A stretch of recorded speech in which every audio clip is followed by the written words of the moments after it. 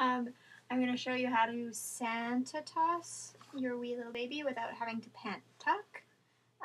Eleanor is, I don't know, how old is she? 2 months? 10 weeks? A baby?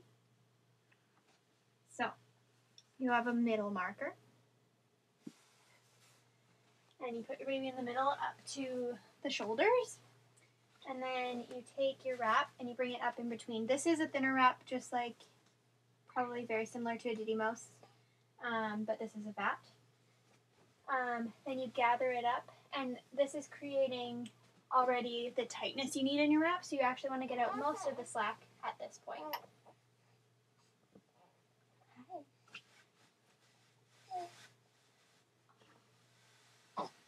So what it looks like is a little bag with your baby. So you have the piece coming in the middle, one side, and a little face.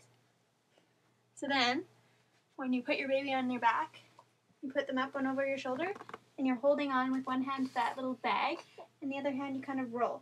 So now you have the one that would kind of tuck under you, and you kind of pull it, and see how sometimes it will pop that seat, and this is how you would tuck a seat if you haven't pant tucked. So, while holding with one hand, you tighten the top as tight as you can so they're nice and snug to the top of your neckish when they're this new. And you put it under your chin or teeth. And then if it did come out or you didn't have enough length, you tuck it all the way up like that. And some people might not have kind of flexy arms like I do, so you can kind of just push, but it's easier if you can get your hands in between their legs and pull it up.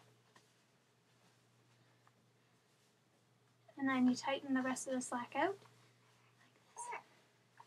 And make sure they're nice and snug, because the top rail is what's going to keep them nice and straight up in a safe position. Then over, under, and tie.